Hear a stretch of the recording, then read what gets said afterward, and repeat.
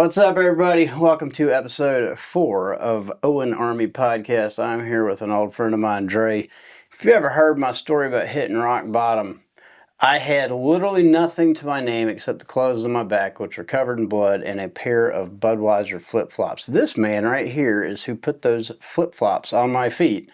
Then I made it all the way to Atlanta, Georgia, and my buddy Dre, aka Rebate, because every time you give this man something, it's coming back to you. That's it. Dre, how you doing today? I'm doing great.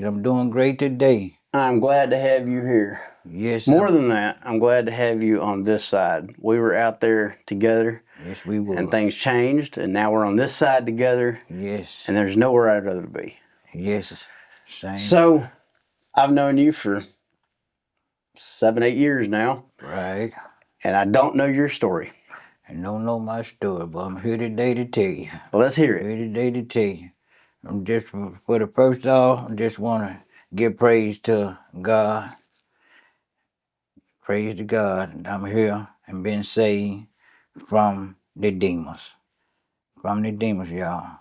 I just want to give a little testimony, a little bit what I've been through since the time I done got clean.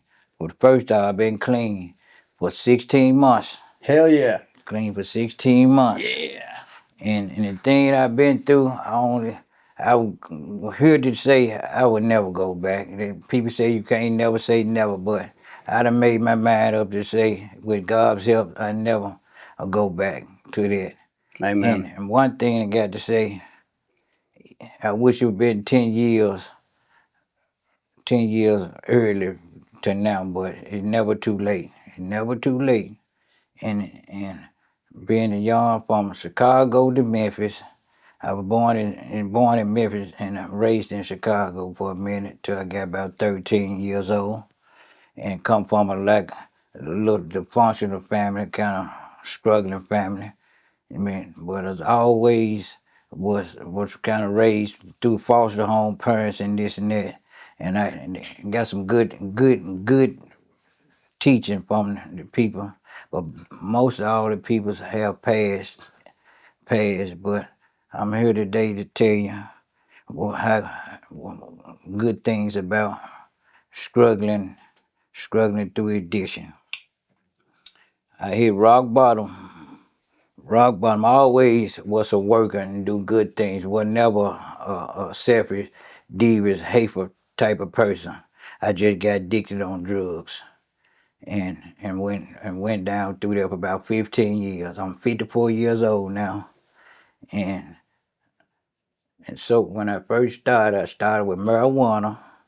Went from marijuana when I was young, 15, 16. Went from marijuana to crack cocaine, putting crack cocaine, lacing it with my weed and smoking it. They called them primos back in the day. I went from that, and I was going through women problem. 2 or 3 girlfriends. I was doing good, and I thought I was doing good. Selling drugs, having money, cars, loud boom boxes in the trunk, jewelry, clothes, and all this thing. So at one point in my life, I think I was doing good. Didn't have no problem. Then over the years passed. I went from smoking weed to putting cocaine in there and going through a girlfriend issue and trying to relieve the pain I was going through. So, I was smoking weed, doing this and trying to relieve the pain. Then later down the years, it ended up to heroin to fentanyl, this and that. Stayed in and out of jail.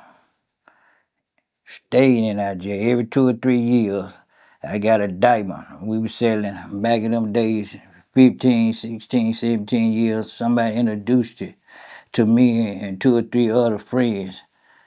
2 of those friends is deceased now. What happened?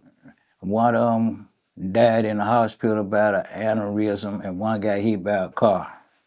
They were very good friends of mine, very good friends. And I was always the working type of person, to try to do right, going through people like good people through foster home and schools and stuff like that. I just got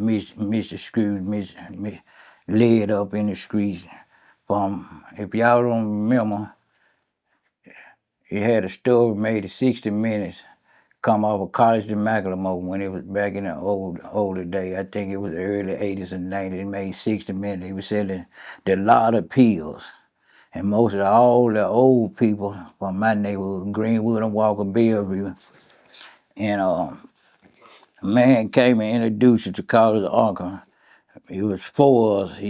There was two brothers. He took me and my friend, and he took two of my other guys and put this sack in our hand, beepers and stuff like that. And we started selling pills. Then and after that he went to jail. I'm back in the early parts, stuff like that. And then we got on our own.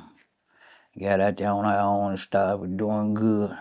So I thought I was doing good anyway, having this and having that. And I always was a good person, good-hearted person anyway, till I got addicted to drugs. Started off with the crack cocaine, and they laid it up to what's that? Fentanyl. Heroin, regular heroin. Then when that regular heroin faded away, the fentanyl came in. So we got to start doing that. Then in and out of jail. Lean back. Okay, in and out of jail. What's the longest stretch you've ever done in jail? I say started going to jail at an early age like Tall Tree. That was like 16, 15. Oh, wow. That was like the first time I got in trouble, like curfew, stealing cars or something like that. Drugs wasn't involved then.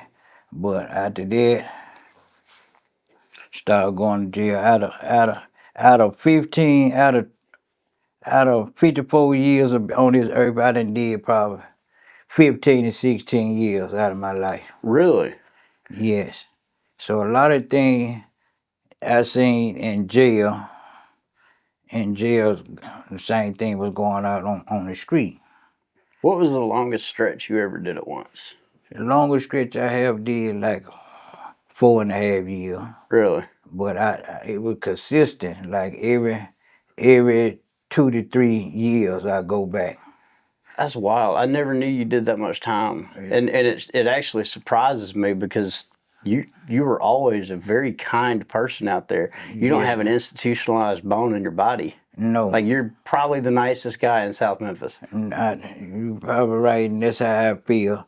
And it's just the addiction caught me, Right. man. The addiction caught me. Did they ever offer you drug court? No.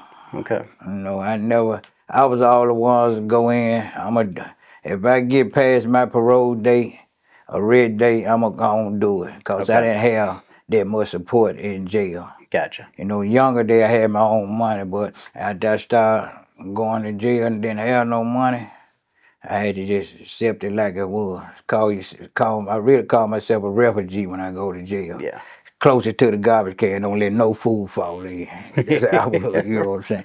But after that, years and years, man, I basically was the type of person I did it to myself. Kept stabbing myself in the back. I didn't want the type of person to do harm to somebody else, this and that. But I stole. After I got addicted to the drugs, I basically stole for a living. You know what I'm saying? A booster. Yeah, I'm boosting, steal out of yard. Sometimes it got so hectic I steal for my friend. You know, but I was one of them type I knew right from wrong. And stuff like that. And I got my father died of cancer about 2003. My mother's still here today. And she's a tough old lady come out of Mississippi. One of the best moms you can have, kind of logically like. But she just, you know, she just got so much love for my kids, right or wrong. Right. I have a younger brother. He's still doing drugs. And I hated for him. I prayed for him, and I used to do drugs with him. So, but I knew it was wrong. My big brother doing drugs with him. So he basically say, "You can't tell me nothing. You doing fin, rock, and this and that." So it really dawned on me after I got clean. I really can't tell you nothing. You know what I'm saying? If I'm doing it in your eyes, indulging with you. So I basically caps, went to caps. I'm gonna start from here and tell you this is a true story. I always had that little voice in my head to get off of drugs. But it's hard to get off drugs. You know, it's hard to get off of drugs, especially fentanyl and heroin. It's the hardest thing you'll ever do. It's not a one day process overnight. And I had friends, I go to jail, get out, they'll ride up on me. Here you go, Dre. No money, no nothing. Here you go. You know what I'm saying? Then basically I sit back, why they give me this? You know I've been locked up probably 2 days when I'm out. The older guys been in it, you know. Here you go, here you go. And I said to myself, why you give me a pack of dope? You know I'm out. Then the other guy said, he wants you to be a customer again. Something like that. So I couldn't really just put it together, but I took it anyway. And then there was a trigger, started back. And some things I did, I regret doing them. This and that, especially when you know somebody love you and you stab them in the back. You know what I'm saying? So I already knew I had a conscience doing things out there. I wasn't a bad person, a bad stabber, take something, hurt somebody, do all that type of stuff. I wasn't that type of person like you said when you met me, man. I ain't never tried to do nothing. You're just genuinely one of the most good to your core people I've ever known. I just was sprung. And just going through whatever you call it, sprung, addicted. And things I just going through life, did not know what the outcome was going to be. So I came to my life, I always prayed anyway to take the addiction from me. So one day I got up, I think it was 2 years, almost a year and a half ago. I wake up with no money. I hate to steal out of stores. Out of all the thieving I was doing, I hate to go in the store and steal. That was my last resource to go in the store, like Family Dollar, parts store, something like that, and steal. I hated to do that. But anyway, I did. And I went early one morning, wake up with no money, this and that, didn't have nothing going for me, no job, no this and that. Went in the store and stole off of Bellevue Macklemore at the Family Dollar in America. Went there and stole some, got away. Greedy, I was greedy. I already had my coat pockets filled up with stuff. I could have went on out with that, but I said that ain't enough. My package cost more than that. I'm trying to get $100, half a gram or something, or a gram. It cost $150 at that time. So I pick up a garbage can, filled it up. On the way out the door, got out the door, the lady come behind the counter and holler across the street, hey, he's stealing. Police sitting across the street. So that was like meant for me to go to jail. And it was part of one of my rock bottoms in my life. I was praying, God, take this, take this, take this. Out of that whole week of time, I went to jail, dope sick, throwing up around gang members and this and that. They didn't give a whoop about, oh man, you start throwing up, boo-booing on yourself, this and that. You got to get your ass out of here. We don't give a damn about none of that. You going to quarantine the whole part. So I'm thinking it's the message God given me at the time. At my rock bottom stage. It all happened in a week's time, but it took me 15 years to get to that point. I always had God in me, please stop it, but I couldn't do it on my own. So after that point, I did 4 days of shoplifting. And I'm praying at the same time, going through this what I was going through with people going to jail and this and that. and listen to the voice God giving me. Said, your time, you done hit rock bottom now. You done hit rock bottom. And he let me out at 4 o'clock at night. No, they let me out about 10:30, something like that. And I walk, and I'm walking from Poplar jailhouse in Memphis all the way to say about 10 miles. It took me so long to get to where I was going. Cause I was sick, dope sick. Yeah. I goes up on the padlock. I'm seeing the people that sleep up on the padlock. And I was saying, man, this rough. Ooh, we don't want to go through this. Not this. You know what I'm saying? But all in a week's time, the Lord, mighty Lord, showed me how far you can go to the bottom that I want to change my life. No more of this here. No more of this here. After I made it home, the next 2 or 3 days, I went to CAPS back in. It was what there was 2000. I got out of jail 2017. The last time I've been incarcerated, 2017, and it was two. So this had to be 2000 and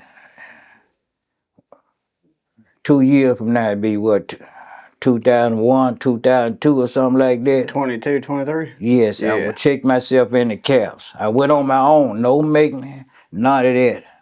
I was tired being like, woo, I went and got it. But I knew in my heart that's all it took, but just to go there and get reducing my mind. I knew I had a mind problem. It wasn't just so far addicted. I knew I had to change my mind. Soon I went and got my mind, cause I met a lot of people been through the service or the addiction center 4, 5 times before they got it right. A lot of people be in there for a different reason. And a lot of things they tell you, this and that, about 98% of it is true. It's true, but everybody ain't there for the same reason. And not everybody's there for the right reasons either. Right. You get a lot of. When I went to CAP, I was court ordered. I did not want to be sober. Okay, that's another thing. You had to be there. Yeah. You had to be there. But I just thank God reaching my bottom, sent me that way.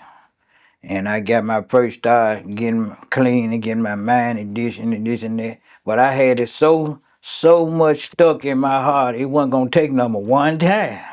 One time, being 28 days, I did like 32. But that's all it took to transition my mind back the right way. And that's something I already knew. When people tell you, go to the rehab, you're going to do this, you're going to do that, you're going to end up killing yourself, fitting your body going to deteriorate, you're killing this and that people that have been through the system and stuff like that. And I said, okay, I'll try. But to that time there, going through jail and this and that, and going through CAPS changed my life. And I'm so grateful for being here today. But I wish I would have did it 10 years ago, because I feel like I got so much to prove to myself and less time to get there. I don't believe I live 50 more years in good health. You know what I'm saying? Yeah. I don't believe that. But I want to go out the righteous and respectable citizen. But you're Stuff like you're that. above and beyond that today, Yes. man. You and Barry both. Y'all been referring people left and right up there to University of Tennessee. I can't even go back. I ain't growed up with no silver spoon and this and that. I understand where I'm coming from, and I'm still around them trenches today. Yeah. You went right back to the same community. Right. Yeah, Jess and I had to run. We had to go 500 miles away to stay sober, and you're doing it right there in the belly of the beast. I'm doing it, and I get my righteousness or toughness not going back in the gut of the beast. That's my motivation, being around people that they done changed, but they ain't always changed. Right. But my motivation is being around them people and seeing them. I don't speak out or say nothing if it ain't good. If it ain't getting treatment, helping you something, I don't try to deliver nobody, stay on them, this and that. I don't do that. But they said, teach the message. teach the message, spread it, let people know they can. It's not never too late to get help. No, it's not. It's never. And the thing they treat you in rehab, people, places, and things. I was one of them type of person. I had to go back to some of them same places they teach you in rehab. They're not to do. But you didn't have a choice. I didn't have no choice. And I could have went to. A lot of people in the South don't have a choice. And they still going on today. But they teach you that at the rehab places, people, places, and things. But you don't have the income, this and that. You had to end back up in the place. You ain't got nowhere to go. Yeah. You go where you come from. But that's been keeping me solid. My friend named Marcus at UT Health Center family, good friend. Marcus McDonald, everybody, the man's an absolute lifesaver. Yes. We need to get him in here. Yes, him. When I go every month and see them people, they like a big help to me. They're like family. Right. Staying clean. And I go for day, month for month. Start from this month, from day number 1 to the month's end, I be looking forward to see them people. Not go in with no dirty screen, give them a hard time trying to play tricks and this and that. I want to be clean when I go. So I can end up getting my medication to stay off of this stuff. You know what I'm saying? And I pray to everyone out there today, it's never too late to change your life and get clean. Get clean, and stay clean. It's a good life, y'all. It's a good life. But I just want to say, I wish I could have did it 10 years ago. I'm still going through a little depression. This and that, because I'm trying to get something out of life. But I know if I stay clean and stay straight, God gonna give it to me. It's gonna come, that's right. It's gonna come. And people like you helping the community, here from there to there, it's a big old help, and I thank you.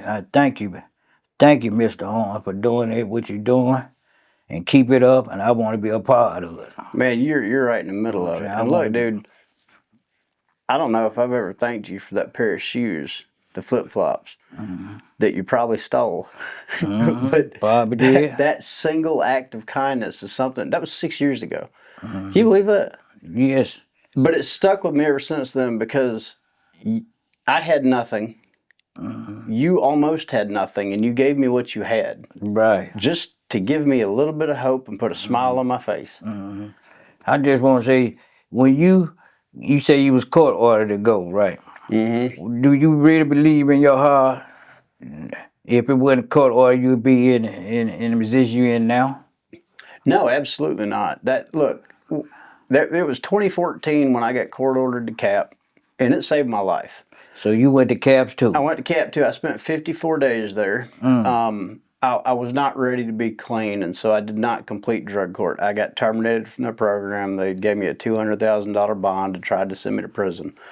I had a good attorney. Did you walk away? I did. You walked away from it. But the seeds that were planted at CAP and especially through the drug court program in 2019, when you saw me reach rock bottom, those seeds started sprouting. Okay. And so when I did get, and I'm coming up on 6 years now, God willing, when I did finally hit rock bottom and get clean, I didn't go back to rehab. Okay. I already had all the tools that I needed from that experience, the same place you went to get sober. I had the tools that I needed, and I was able to go find a meeting, get a sponsor, follow some suggestions, take some certain steps, and here we are 5.5 years later. And I would not trade it for the world. I could totally understand why you wish you'd done it 10 years sooner. I'm honestly glad I didn't, because I learned so much in that last 5 years of suffering. From 2014 to 2019, I learned so much about humanity. I met you during that period. I really got to know the community of South Memphis. Even though I hated it at the time, I was exposed to what gave us our mission and our purpose today. Okay. And so I don't know, for me, if I got clean 10 years before I did, I wouldn't know Jess either. So That's right. Okay. But you and I grew up very different, man. Yes, sir. We really don't know where our past is in life or where we going. And my childhood was privileged. You know, I won't say I grew up with the silver spoon because my parents made me earn everything, but I could have grown up with the silver spoon. You know, I had no excuse for ending up in a trap house in South Memphis. We did. No. Same thing I would say. If I didn't even know I would be an addict, as coming from a kid to then, I would have never thought of that. Yeah. But, well, nobody ever says, I want to be a junkie when I grow up. Right. None of these girls out there say, I want to be a prostitute when I grow up. And I think one of the things we have to do, aside from what we're doing right now, trying to humanize addiction and let people see we come from all walks of life and just not discriminate. Right. We have to remind everybody that every one of those fucked up people out there was a kid at one point in time. Yes, and none of them chose. Right. You know, I hear the argument that addiction is a choice, and it absolutely begins with a choice. There's no doubt about that. But the power of choice gets removed, and I feel like the more people, I'm going down a rabbit hole here. I don't know where I was going with that, but you know what I'm saying. Like, yes, I do. We can't, and it's as easy for you and I because we've been there.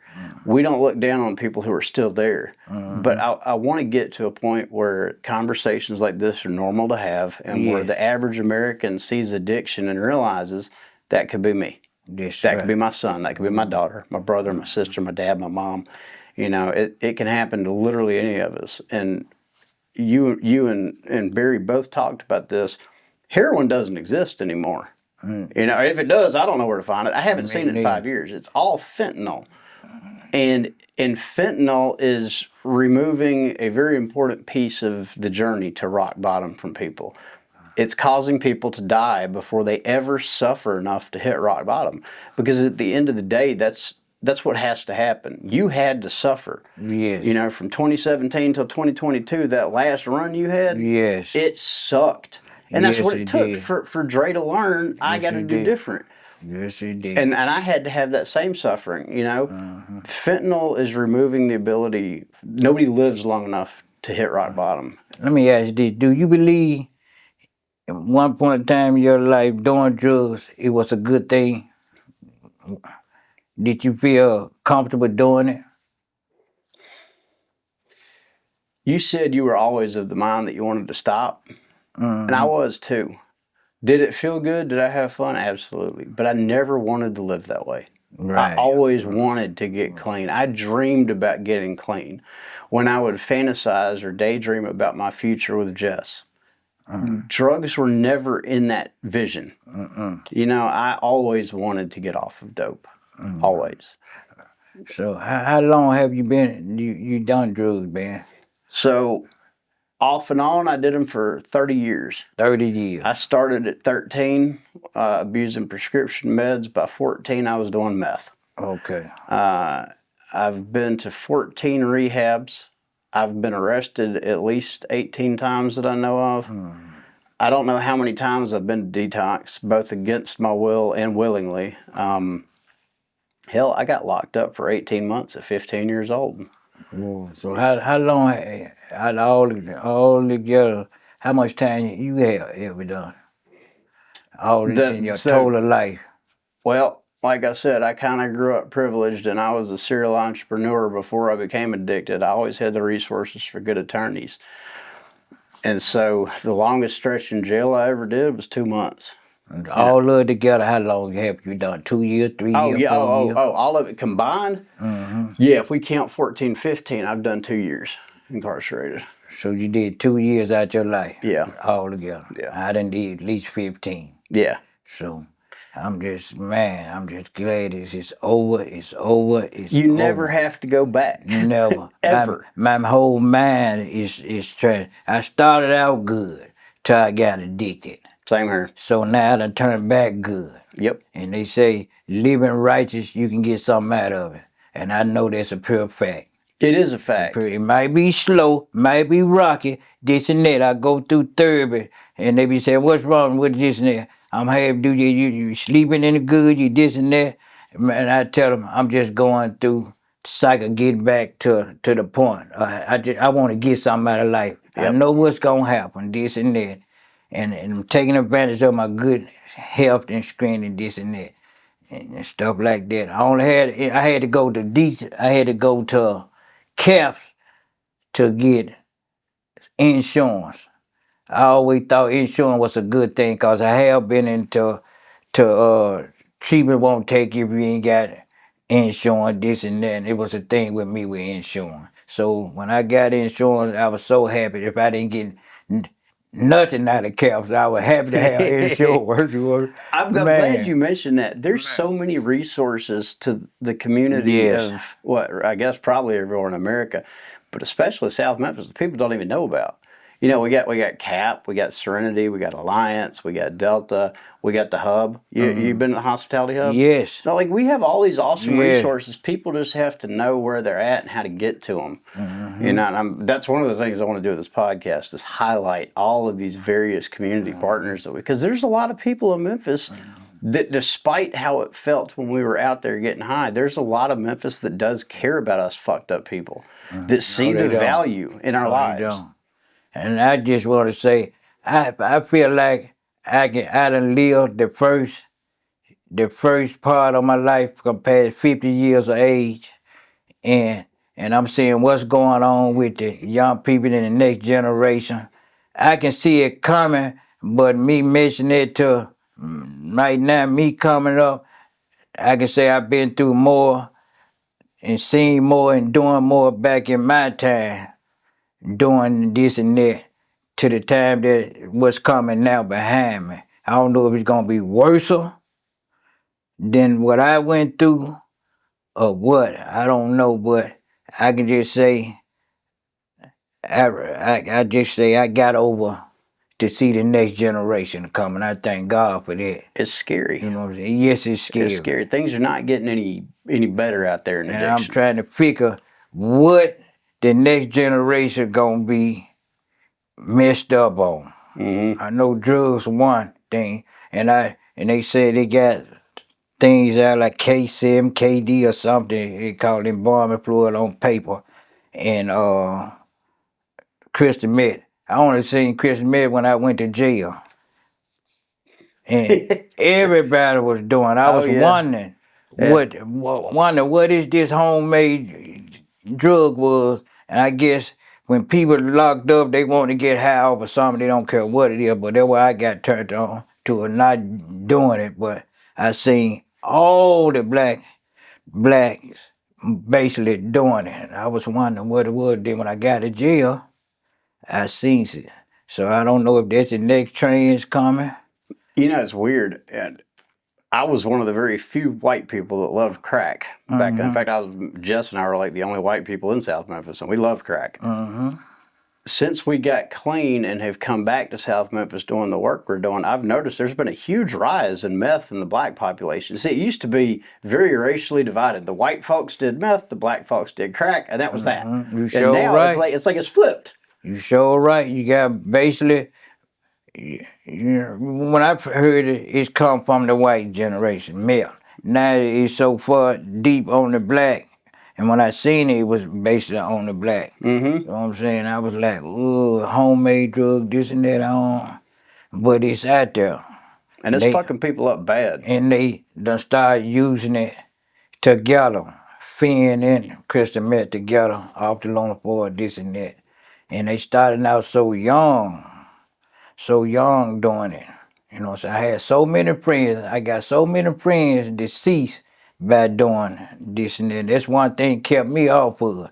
Been clean for so many months, all those year. I feel like that's one thing scared me. I ain't, because I had so many women and men get out of jail and go straight back one hit. And it's over with. And it's over with.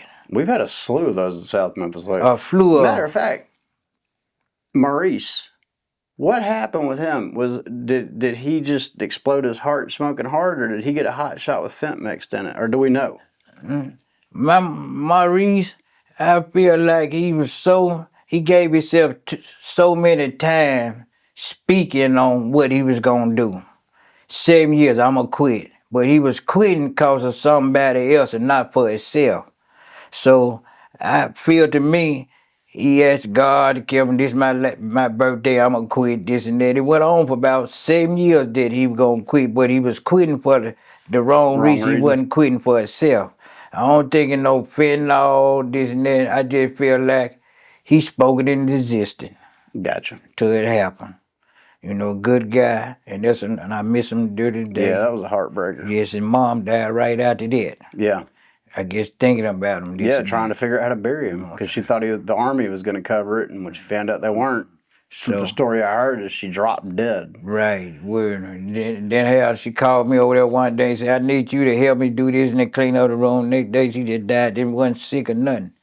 But I just know what things she been telling her son to get off of drugs, this and that. She loved him. And he lived a record life. Yeah. You know what I'm saying? Some people, like you say, me, I always done it to myself, not an individual out there. So so I knew what I was doing when I did wrong. So I would never try to hurt nobody, stay no none of that. I always hurted myself till I hit rock bottom. Yeah. And this and that. I always had Lord go through churches and this and that. I knew right from wrong. But you grew up in the church too, right? Yes, I And so grew did I. And we growed both up in ended the up church. in South Memphis in the damn Yes. trap house. Yes. We knew better. Yes, we did. And I got friends that I probably wouldn't even be in this situation doing drugs now. They are deceased. I had a good friend named Andy Carr. He was a first producer and rapper come out of Memphis. He gone. He got killed, I say about 15 years ago on Beale Street, unknown. Just for him just helping other people. It wasn't even for him. Damn. I feel like if he wouldn't be day to day, I knew I probably wouldn't be in the position or went through this road I was going through.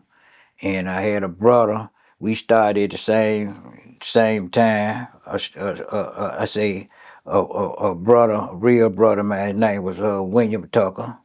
He deceased. He got killed. He got killed selling drugs, and that's basically how he got killed. Damn. You know, for selling drugs. So I know drugs would get a person hurt, killed, or something. Oh yeah. You know, it's Well, not a I've big talked deal. about this, I think, on almost every episode of this that we filmed, but dope is behind pretty much all the violent crime in the city. Yes. If we remove the dope from the equation, whether it's the addiction or the selling, Right. get the dope out of the picture, the Right. violent crime pretty much stops, dude. And I believe you about 90% right. I mean, look, in the 38106 zip code, can you think of the last time there was an altercation between two people that did not involve drugs in one shape, form, or fashion? I can't. No, I It's can't always either. around dope or money that came from dope. Yes. You know, and it's tearing our community apart, man. They said you can move. You get money to move out the neighborhood, but you always end up back in the neighborhood. Yeah. So then you say things will be different, this and that, but drugs everywhere. You never know they in what neighborhood, what subdivision, this and that, cause you don't see it, but it's there. And I found out this to be true. Yeah. No matter how far you move out, this and that, it's the same thing going on, just a different type of environment, this and that. But I just want to say today, I just want to thank God. When I woke up this morning, the guy called me and said, want to go to work. Starting last week, I went. I know you called me yesterday. Your wife did and said, be ready at such and such. And I called you last time. The great work you doing over there with the community, with the people been on drugs. I just want to ask you, all the people that you had these little get-togethers and block parties, white or black, Chinese or whatever color, been through some of the same things we've been through. Yeah. And the change I see in the people you bring together, it's a good thing. I'm talking about the attitudes and the caring they got. You know what I'm saying? All in one. That's what I get out of it. I'm in the right place. That's right. I'm in the right Well, place. it's a family. You know? That's why I look at it. It's a family. It's just a big old extended family, and like the blood family is one thing. You love them because you have to. That's right. Sometimes, you know, because you're related to them. But I've found that the bonds forged between shared adversity, the fight that we went through together, Right. it's almost stronger than blood sometimes. It is. You know, It really is. Because I look at it, some of your enemies can be your basically family. mm-hmm. And you can meet a total stranger or this and that, how we met. I say you was basically had 60% of goodness in you, same as I was. Wasn't trying to hurt nobody, we were just going through addiction. Cause most of the people say, being a good guy, this and that. And that's all I ever heard, but we was messed up at the time. Yeah, we we did things we didn't wanted to do, or this and that, just only to get what we wanted. But as of just hurting somebody, this and that, taking advantage of, we didn't do that. Right. So I'm kind of grateful I didn't go through the trenches that a lot of people been through the addiction have been through. Yeah, Jess and Maurice were a different animal. That's right. It's like Barry. He done been through some cold. Where he come from, man, I really was scared to even go on that side back in the day. Mm-hmm. Because I knew it was something. The real, like you say, the demons, it went on over there. It was dark. It was dark. It was dark. It was very, very dark. And man, I just want to give thanks to God right now to bring me out the trench and change my mind, my system, and all this and that. I just want to thank you. Thank you for you and your wife and everything you're trying to do, the community, helping people come out of addiction and all that, keep things above flow and bringing everybody together at course, speaking good things, ain't none of this and that. That what amazed me. Everybody, I don't care if it's stranger or this and that, get together on one accord, think the same way, not going back to the old thing, trying to move forward and just trying to get somebody like change the hearts and minds of people like that. That's how we're going to save the city, man. That's what's up. I fully believe that we're on the front end of a movement that's going to spread nationwide. You're very going to have an impact. I really think we're going to do it, man, because if you look at the media right now or what's on TV, you know, black people and white people, we're supposed to hate each other. Republicans and Democrats are supposed to hate each other. Rich people are supposed to hate. We're all supposed to hate each other. But when you get out there in the streets, nothing could be further from the truth. We actually love each other. Like we want to spend time with each other. We want to build things together. And so I think what we're doing here is, I mean, it's not only a beautiful thing, I think the time is perfect for it. America loves seeing it, and I think people want to replicate what we've pulled off in South Memphis together across the nation. This is what I believe in, too. I'm just thinking one accord, we on one accord doing good things, helping people, because a lot of people need some help. Yeah. And a lot of people love some help. They'll come on. If there's no money involved in this and that, boy, they'll flock to they'll sell out to come and see them. Yep. They'll sell out. But man, I just want to be just to keep continuing the good work and doing what we're doing and stuff like that. I want to be on a winning team, man. On a winning team. I had a friend of mine, mama, used to say you want to be in the L club. The F class or the A class. And I was wondering why she used to say that. She was an old lady. And right today, I want to be in the A class. We leading that A class together. You know what I'm saying? We own it. We own it. And I just want to live my life, continue the rest of my life doing right. Doing right one day at a time. Teaching right. That's right. That's what I want to do. Dre, you know what I'm saying? I love you, man. I appreciate it. I think this is a great place to end, dude. This has been fun. I love you, man. Yes. Thank you. Thank you. All right, guys. You heard it from Dre here. We're going to keep doing what we're doing in South Memphis. Black and white, rich and poor. It don't matter. It don't matter. It don't matter. If man, woman, child, we're going to get it done, and we're going to carry this thing nationwide. Be sure to tune in next time on Owen Army. You never know who is going to be sitting in that chair. That's right. That's right. I want to say, America, in Memphis, Tennessee, if you want help, if you want it, it's not never too late to change. You can change. And take that with you, sleep on it, pray on it, and see you the next time. Amen. Man, that's a good word right You know there. what I'm saying? Amen. Thank Bro, you, I man. love you, dude. I Thank love you you too, for brother. doing this. Seriously, it means the world to us, It man. means something to me too, man.